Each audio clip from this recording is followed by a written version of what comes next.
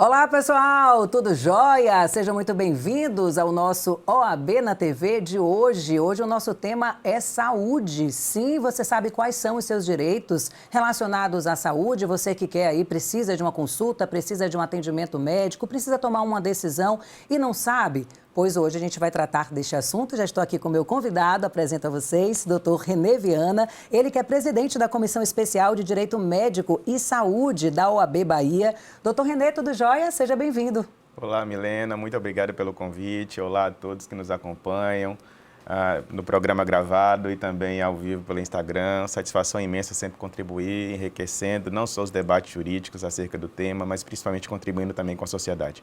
Com certeza, doutor René, isso a gente fala já há tempos, quando a gente começou a parceria com a OAB Bahia, dessa importância, né, gente, de aproximar a população, os advogados e advogadas de temas que são relevantes. Lá no início a gente falava que era para trazer as questões de forma leve, né, doutor René? Hoje o tema, que é essa questão de quais são os meus direitos, né, na saúde, é um tema bem específico, mas tenho certeza que muitas pessoas que estão nos acompanhando agora têm essa dúvida. E aí eu lhe pergunto, historicamente, né, se a gente pudesse falar, por exemplo, do SUS, do direito ao atendimento médico, como é que se deu tudo isso? Bom, Milena, acho que o primeiro ponto é a gente entender que o SUS é uma conquista que não podemos abrir mão.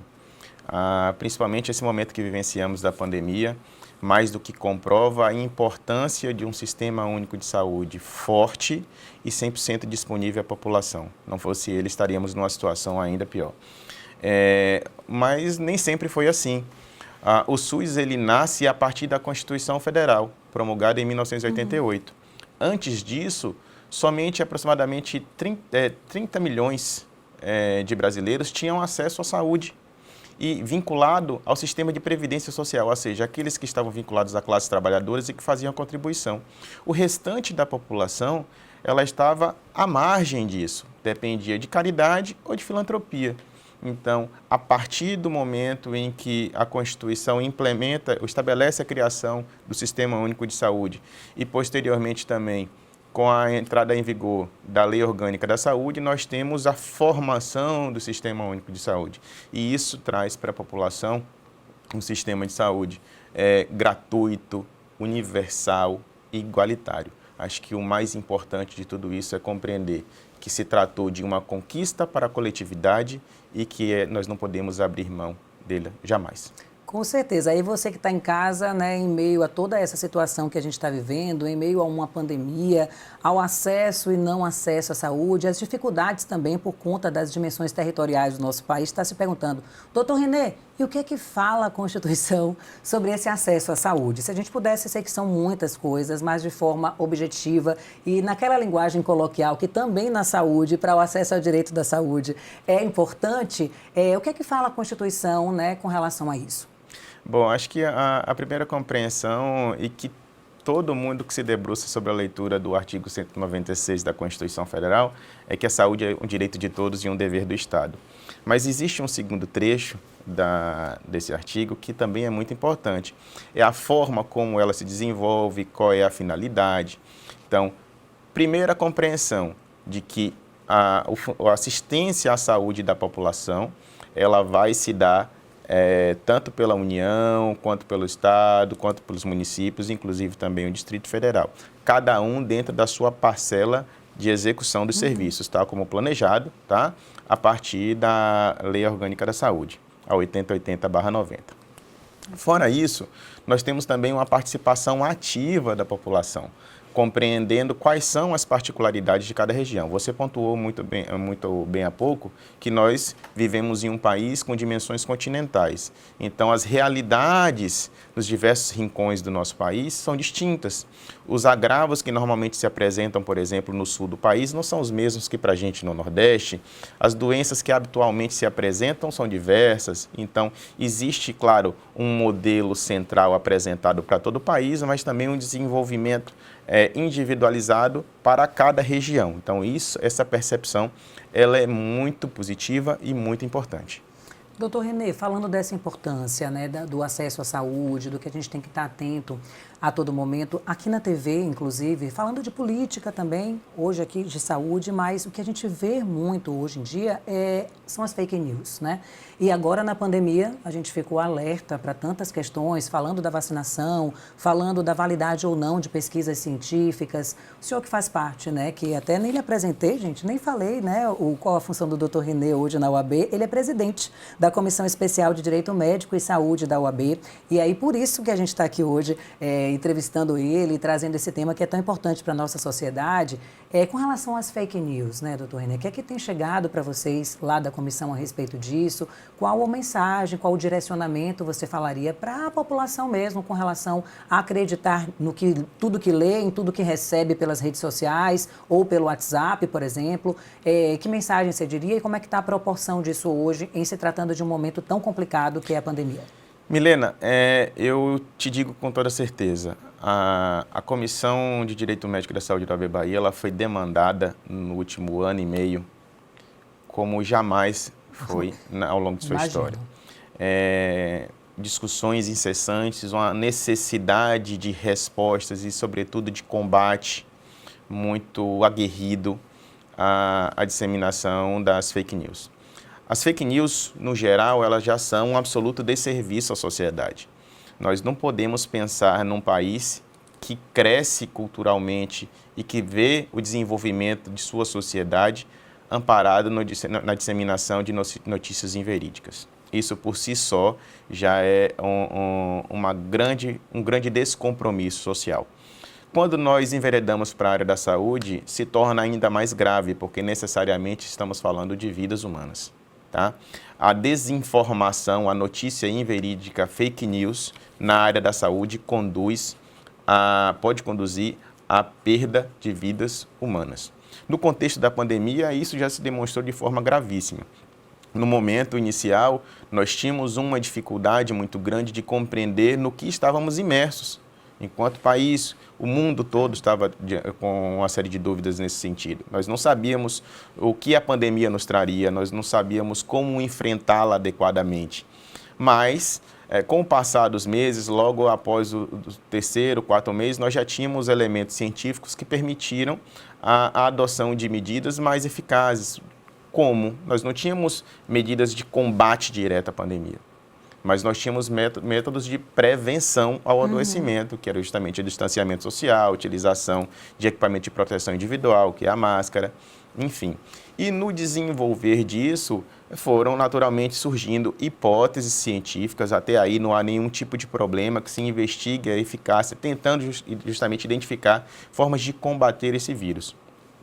A partir do momento em que já a comunidade científica ela identifica quais os métodos são eficazes e quais não são, e você recomenda aqueles que, ou existe uma intenção de estimular a população a aderir àqueles métodos que não são eficazes, nós estamos aí diante de uma situação que se trata de uma fake news. Tá? Então, dizer que o kit Covid, do tratamento precoce, como vem sendo estimulado constantemente a respeito disso, é algo absurdamente perigoso. Por quê? Porque repercute, repito, novamente, na saúde da população. Então, é algo que nunca nos furtamos a desenvolver o bom combate e, sobretudo, esclarecer a população dos riscos de acreditar em notícias disseminadas muitas vezes por WhatsApp, que não tem nenhum tipo de respaldo científico. E, sobretudo, a necessidade de abrir os olhos para confiar em fontes de informação que, de fato, apresentem credibilidade. Com certeza, falou tudo e bem resumidamente nessa questão de acreditar ou não no que você recebe via WhatsApp, no que você vê na rede social. A gente aqui da imprensa está a todo tempo, né, alertando as pessoas a isso. E ainda bem que a gente já tem algumas legislações, né, que garantem o direito às pessoas a isso, porque antes você podia encaminhar a mensagem aleatoriamente e aí a fake news ganhava ainda mais força. Hoje não, a gente já tem através das redes essas limitações. Então fiquem atentos, tá? A tudo isso que o doutor Renê acabou de falar aqui com a gente. Doutor Renê, esclarecendo, né, para os leigos que chegam agora aqui na nossa programação, doutor Renê Viana, presidente da Comissão de Direito Médico da UAB Bahia, Médico e Saúde. Qual o papel, né, da comissão? que é que vocês têm feito pelos advogados, advogadas e a pessoa que tem dúvidas também, né, com relação ao direito dela à saúde, de que forma a comissão pode ajudar? Bom, as comissões da OAB Bahia como um todo, elas têm como finalidade principal serem braços consultivos, tanto da diretoria seccional quanto do conselho seccional. Então, nós normalmente prestamos um serviço de assessoria para que a OAB Bahia ela possa definir posições e manifestações sempre que necessário. Em paralelo a isso, nós desempenhamos uma atividade de fomento, tá? Principalmente porque nós somos uma comissão muito jovem, ela passou a existir no sistema da OAB Bahia a partir de 2013, tá? E de lá para cá, a nossa principal proposta foi fomentar o desenvolvimento de estudos e principalmente colher muitos colegas interessados em aprender, em desenvolver os estudos também nessa temática, porque muito embora a advocacia ela tenha um papel muito importante de sempre propor teses jurídicas, nós tínhamos uma escassez muito grande de profissionais que se debruçavam sobre esse tipo de estudo. Então, nosso primeiro papel também foi esse, de estimular que mais colegas aderissem. Em paralelo a isso, nós também temos, partindo da premissa do papel da ordem, de servir de apoio à sociedade, no desenvolvimento da sociedade. E não há caminho outro para nós, senão também com o fomento das discussões jurídicas e desenvolvendo um papel de assessoramento. Assessoramento em que sentido? Nós falamos aqui agora há pouco sobre as fake news. Nós estávamos diante de um cenário em que havia uma necessidade muito grande de intervenção para esclarecimento da sociedade. Qual foi a nossa proposta? Qual foi a nossa atuação durante esse período? Permitir e propor, sobretudo, que um grande número de eventos científicos, trazendo diversos profissionais para discutir esse tipo de temática, pudessem, através dessa palavra, trazer esclarecimentos à população, para compreender os malefícios, como é que ela pode, sobretudo, compreender adequadamente os seus direitos para que não haja nenhum tipo de mácula. A gente vai para um intervalo agora, rapidinho, e já já a gente volta tratando de um assunto também muito importante, que é a autonomia do paciente. Você que está acompanhando o nosso programa aqui na TV Alba, continue com a gente volta já. Você que está na rede social, a oportunidade de mandar a sua pergunta e interagir com a gente também. A gente volta já.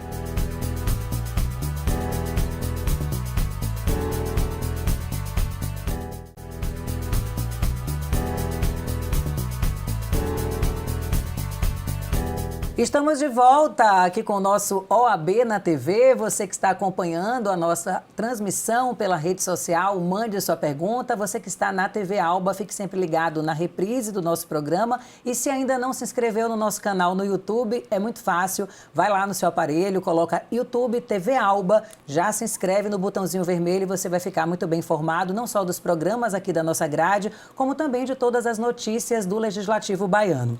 Você que chegou agora, estamos aqui hoje entrevistando o Dr. René Viana. Ele é presidente da Comissão Especial de Direito Médico e Saúde da OAB Bahia. A gente está querendo responder o seguinte: quais são os meus direitos quando eu falo de saúde? Você tem dúvidas? Chegou agora aqui no nosso programa e está já pensando várias questões que você quer mandar para a gente aqui, então fique à vontade através das redes sociais. Doutor René, a gente terminou o primeiro bloco, eu deixando assim um questionamento, que eu até tenho muitas dúvidas sobre isso, a autonomia do paciente. E aí, quando eu li, né, na pauta do querido Dalmir, aproveito para agradecer aí, parabenizar pelo trabalho de produção do Dalmir Campos. O que é isso, né? A autonomia do paciente? Aí já me veio na cabeça várias situações. Uma situação de emergência, que a pessoa chega no hospital, quem decide o que fazer? Se eu estou acamada e perco a consciência, quem é o responsável? Se eu sou casada, é meu marido? Se eu tenho determinada idade, é a mãe, é o pai? Explica um pouquinho, o pessoal que está em casa, sobre essas questões todas de autonomia do paciente. Bom, Milena, primeiramente me permita endossar os elogios a Dalmir, que sempre constrói uma pauta muito positiva e é sempre muito gentil em direcionar os convites para contribuir com os programas da Assembleia Legislativa do Estado da Bahia. Bom, a respeito da autonomia do paciente, é um direito fundamental, tá? Não dá para a gente partir para uma análise do direito à saúde, principalmente no que diz respeito à percepção desse direito pelo paciente, sem considerar a sua autonomia. A autonomia consiste justamente na capacidade do paciente de decidir livremente se submeter ou não a determinado tratamento. E para que a gente chegue nessa fase, nós temos uma série de requisitos que precisam ser observados, tá? Mas principalmente a compreensão de que nós já ultrapassamos aquela fase que existia até o final dos anos 80, até um pouquinho do início dos anos 90, de uma imposição paternalista a respeito da terapêutica que seria desenvolvida junto ao paciente. Muito pelo contrário, existe uma disruptura total com esse cenário e, claro, um recorte muito mais direcionado para a perspectiva do Brasil, tá? Existe uma disruptura natural com isso e, consequentemente, uma valorização muito maior do respeito ao paciente, daquilo que ele precisa conhecer previamente. Algo que está necessariamente atrelado a isso, inclusive é um elemento muito importante quando essa relação de atendimento na área da saúde esbarra nos tribunais, é a confirmação desse direito de autonomia, do exercício da autonomia pelo paciente. Normalmente ela se dá com base no termo de consentimento informado, livre e esclarecido. Você falou pra caramba, eu fiquei aqui já anotando várias questões e já me veio aqui na cabeça outras dúvidas. A gente conversava há pouco aqui nos bastidores, e aí, por que eu vou trazer esse tema? Nada pessoal, é porque é algo que sempre se torna público, que quando fala de religião e de direito e de autonomia, né, doutor René, vem na nossa cabeça a questão, por exemplo, das testemunhas de Jeová, vem a questão da maioridade ou não. Como é que está essa legislação hoje? Eu acho que foi alguma novela, né, que teve esse tema de que a família era testemunha de Jeová, a pessoa já estava prestes à morte, precisava de uma transfusão e não era autorizado. Como é que está essa questão hoje? Houve alguma mudança na lei a respeito disso? É uma questão que constantemente esbarra nos tribunais, mas, todavia, ela já tem um cenário muito mais pacificado com relação à sua interpretação. Bom, a primeira percepção é aquela que já registrei anteriormente na sua pergunta, feita há pouco, justamente no que diz respeito à autonomia do paciente, tá? Se o paciente ele está exercendo livremente, ele tem pleno conhecimento de todos os impactos que aquela decisão pode gerar, e ele é uma pessoa maior, capaz civilmente, sobretudo, tá? Para perceber toda a complexidade que envolve essa decisão e, repito, sobretudo os riscos, não há nenhum tipo de problema com relação a essa decisão, desde que ela esteja devidamente registrada, assim, materialmente, para que a equipe que oferece assistência também, a equipe médica principalmente, que oferece assistência àquele paciente, tenha condição de conhecer previamente aquele direito para respeitá-lo. Todavia, se tratar de uma circunstância onde o indivíduo, embora com sua religião muito bem definida, ele chega desacordado à unidade de saúde e a equipe não tem conhecimento de qualquer decisão anterior dele, essa equipe ela vai ter que adotar todas as medidas necessárias à preservação da saúde, até porque eles desconhecem qualquer tipo de eleição prévia a respeito das diretrizes que o paciente gostaria que fossem seguidas. Cenário diverso ocorre quando se tratam de menores, tá? Aí já o Supremo Tribunal Federal, inclusive, tem um posicionamento muito firme, muito marcante, de que quando a autonomia ela não é exercida diretamente pela pessoa, porque ela é menor, ela ainda não depende, ela não tem a possibilidade de exercer diretamente essa autonomia, ela pode ser exercida por representação, pelos pais, por exemplo. Nesse caso, quando se trata de um menor, o Supremo Tribunal Federal ele já definiu de que se essa criança ela estiver numa condição que demande atenção imediata e que, inclusive, a ausência do atendimento adequado, a adoção de todas as medidas necessárias à preservação da saúde, possam implicar em risco de morte para essa criança, a equipe de profissionais de saúde deve adotar todas as medidas necessárias para preservar a vida daquela criança. Porque o que está aí em xeque é justamente o bem jurídico de maior relevância, que é a vida. E diante desse contexto, o Supremo entende que a preservação da vida ela deve ser primordial, primeiro, porque a Constituição Federal assim o determina, segundo, porque também o Estatuto da Criança e do Adolescente assim prevê. Quando isso pode modificar? Quando a criança, naturalmente, atingir a maioridade. Sim. Aí ela vai ter condição de eleger, sobretudo do ponto de vista da legislação, todos aqueles parâmetros que ela quer para tocar a sua vida. Enquanto isso não é possível, ela não pode, inclusive, ser influenciada, sobretudo sua escolha religiosa, porque ela não chegou ao momento de maturidade aos olhos da legislação para essa tomada de decisão. Excelente, muito claro. Então, 18 anos mais, independente da religião dos pais, ele já tem autonomia para decidir o que fazer ali na questão do atendimento médico. Você que está acompanhando a gente pela rede social, pode mandar sua pergunta. Estou vendo aqui algumas pessoas interagindo, inclusive perguntando lá no Instagram sobre o canal da TV Alba, qual é, né? Canal 12.2, aberto. E falei para você que está também aqui vendo pela TV, as outras possibilidades, né? Da interatividade através da nossa rede e também do YouTube, onde está lá disponível também todos os nossos programas para você assistir aqueles que você perdeu. Então, ainda bem que a tecnologia está favorecendo tudo isso também aqui na comunicação. Todo o nosso conteúdo está disponível lá também no canal do YouTube, tá? Pessoas que estão interagindo aqui através da rede social, também da OAB Bahia, muito obrigada pela companhia e pela audiência. Deixa eu agradecer aqui a participação do pessoal que manda perguntas e que interage com a gente. Eu recebi uma pergunta aqui no direct falando sobre plano de saúde, né? E aí é algo comum, né? Você que está assistindo, tantos problemas a gente vê na mídia sobre o que está acontecendo hoje com o plano de saúde, que até desencoraja quem não tem a ter, né? E ainda bem, porque aí você passa a confiar e ser cada vez mais grato ao funcionamento do SUS. A gente vê hoje tantas campanhas, né, valorizando o SUS. Doutor René, é o seguinte, o plano de saúde pode ser interrompido caso a rede entenda que o paciente tem idade avançada ou em razão da gravidade da patologia, que é o que acontece com muita gente, né? Nunca usa o plano, paga, sempre está tudo em dia, mas quando tem um problema grave e que precisa, o plano nega, dificulta o atendimento. Qual resposta o senhor daria? E também dicas para quem está assim perdido numa situação como essa. Eu acho que o principal é a gente compreender que existe uma diferença muito grande entre Sistema Único de Saúde Sim. e assistência à saúde de forma suplementar, que é desenvolvida por meio dos planos de saúde. Para essa pergunta que foi formulada, nós temos uma série de informações que seriam importantes para respondê-la de forma mais completa.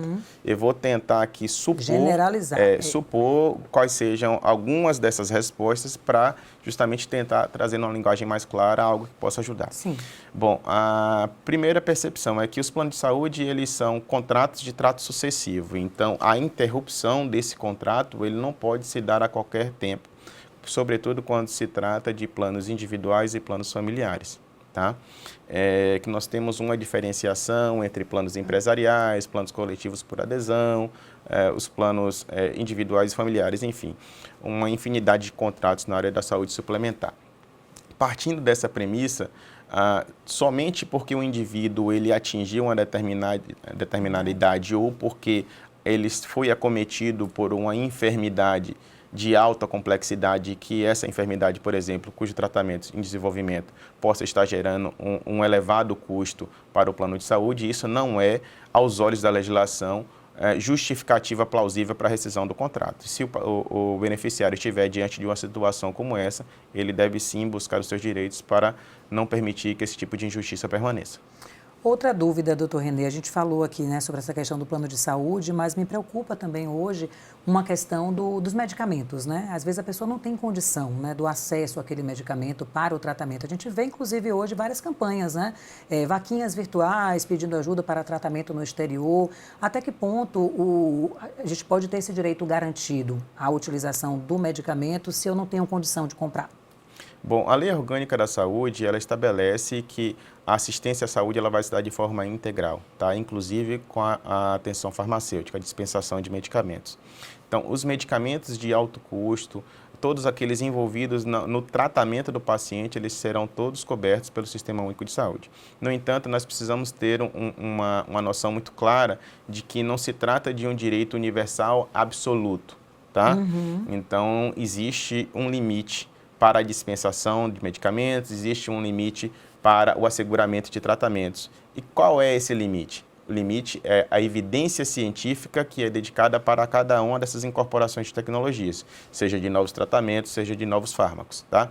Então, quais são as evidências científicas que asseguram que se trata, de fato, de um tratamento ou de um medicamento que vai ser benéfico? Porque precisamos ser muito honestos. Existe um lobby muito grande da indústria farmacêutica de sempre despejar no mercado uma série de novos fármacos que mercadologicamente é interessante e que com um marketing muito grande pode apresentar uma proposta ou pelo menos vender uma ideia de que se trata de uma medicação eficaz, mas quando desenvolvido o estudo científico se verifica que a eficácia dele ou é muito pequena ou é inexistente. Então nós não podemos não considerar o risco para os recursos públicos com a dispensação, com o custeio de medicamentos ou de tratamentos que não têm uma eficácia científica comprovada. E o nosso Sistema Único de Saúde, ele tem um mecanismo muito próprio de verificação dessas tecnologias, se ela é de fato uma tecnologia segura, se precisa ser incorporada ao Sistema Único de Saúde ou não. Então, esse é um parâmetro muito importante. É lógico que também poderemos ter situações onde a administração pública ela funcione com morosidade ou não funcione. Tá? Se trata de fato de uma medicação que já tem eficácia científica comprovada, ou então de um tratamento que tem se mostrado cientificamente eficaz, nós precisaremos verificar se a administração está cumprindo o seu papel de incorporar tanto o tratamento como o medicamento no rol dos procedimentos. Tá? Se a administração não está executando isso de forma célere, da forma como a legislação define, aí abre-se também uma nova brecha para que o cidadão judicialize o pedido para que seja suprida essa omissão do Estado. E nessa questão, né, do cidadão tomando essa decisão de judicializar esse pedido, eu estava aqui entrevistando também no OAB Bahia, a doutora Simone Neri, falando sobre ética, falando sobre a escolha dos advogados, né, a responsabilidade, as obrigações, né, do cliente e do advogado, que muitas vezes o cliente confunde, né, joga tudo para cima do advogado e fica achando que o advogado é incompetente ou não fez sua parte. Nessa questão da saúde, qual o direcionamento que o senhor daria para a procura, né, de um profissional qualificado dessa área? A comissão tem lá, tipo, uma listagem, a pessoa está perdida, nunca passou por uma situação dessa. Quando se fala de saúde, a gente também fica mais fragilizado ainda para tomar qualquer tipo de decisão. Qual é o caminho, né, assim, que o senhor daria agora para quem acompanha a nossa programação? Bom, o primeiro caminho é que essa pessoa ela busque um profissional de sua confiança. Tá? Nós temos cada vez mais profissionais qualificados no mercado, especializados tanto no direito médico quanto no direito à saúde, então devidamente capacitados para prestar esse tipo de assistência. A recomendação principal que faço é busque alguém especializado, ele vai ter muito mais condição de te ajudar na solução desse tipo de demanda. Por acaso, se houver algum tipo de impedimento de ordem financeira, que nós sabemos que a advocacia ela é uma atividade remunerada, o advogado e a advogada eles precisam dos honorários para prover o seu próprio sustento e de sua família, surge para o cidadão, tem à disposição também o serviço prestado pela Defensoria Pública do Estado e também pela Defensoria Pública da União. Então, sempre que estiver diante de uma situação que ofereça risco ao seu direito, o cidadão ele deve sim buscar advogado ou advogada de sua confiança e diante de uma impossibilidade de arcar com os honorários que busque os atendimentos dispensados pela Defensoria Pública. Doutor Renê, eu sei que chegam perguntas que são muito específicas, né? E aqui, representando a comissão, a gente não pode, ser tão específico nos casos, mas assim, generalizando também sua pergunta, Jane, ela fala sobre quimioterapia, né? E aí vamos generalizar assim, tratamentos que são interrompidos, exemplo, pelo plano de saúde, né? O que é que as pessoas devem fazer? Quando, né, ela deve procurar um advogado e quando ela deve ali tentar uma conciliação, que de forma geral eu sei, o que é que o senhor poderia falar para essa nossa telespectadora? Bom, um tratamento em curso que é interrompido, nós precisamos compreender qual foi a motivação da operadora para a interrupção daquele tratamento. Se estivermos diante de uma situação de interrupção ilegal do contrato, abre-se duas possibilidades. A primeira é de reclamação junto à Agência Nacional de Saúde Suplementar, ANS, e a segunda é de judicialização dessa questão, dessa demanda, para que, por determinação judicial, seja restabelecida a continuidade do tratamento. Muito bem. Bom, eu espero que você que está acompanhando a nossa programação na rede social e aqui na TV Alba tenha gostado, tenha aí registrado suas dúvidas e se ficou algum questionamento, aproveita, interage com a gente lá através da rede social também, manda lá sua dúvida, manda também sugestão de pauta para a gente receber convidados aqui no programa da OAB Bahia. Hoje o nosso convidado foi o Dr. Renê Viana, a gente falou um pouquinho sobre essa questão que muitas pessoas têm dúvidas sobre o acesso à saúde. Dr. Renê, quero te agradecer né, seu tempo dedicado aqui a estar com a gente, a estar esclarecendo dúvidas, né, do nosso programa, dos nossos espectadores, e dizer que a TV Alba está de portas abertas para a comissão, para a gente voltar aqui a trazer esse assunto. Obrigada por estar aqui com a gente hoje. Muito obrigado pelo convite mais uma vez, a você, Milena, pela belíssima condução, a Dalmi, pela extensão do convite. E dizer, para finalizar, que a advocacia, para mim, é um verdadeiro sacerdócio.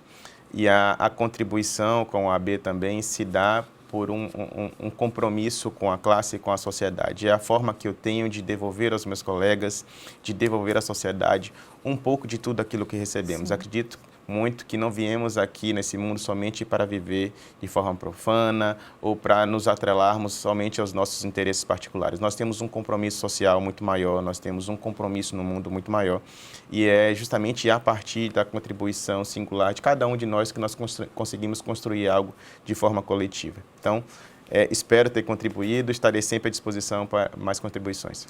Perfeitas colocações, viu? Já estendo aí, né, esse comentário, essa consideração de Dr. René também ao compromisso da TV Alba, que é ter um propósito aqui de levar para você que está em casa esclarecimento de dúvidas, de tornar cada vez mais transparente o trabalho aqui realizado pelos nossos deputados e deputadas na Assembleia Legislativa da Bahia e dizer que sim, né, o nosso slogan, a Casa do Povo, a TV do Povo, tem que ser real e concreto. Então você que está aí, o povo que está nos assistindo, pode solicitar aqui o conteúdo, pode solicitar a gente esclarecimentos, que estaremos aqui sempre com convidados como o Dr. René, para levar para você que está em casa informação, experiências, tá? Obrigada pela companhia, obrigada pela audiência. A gente se vê na semana que vem em mais um OAB na TV. Tchau, tchau.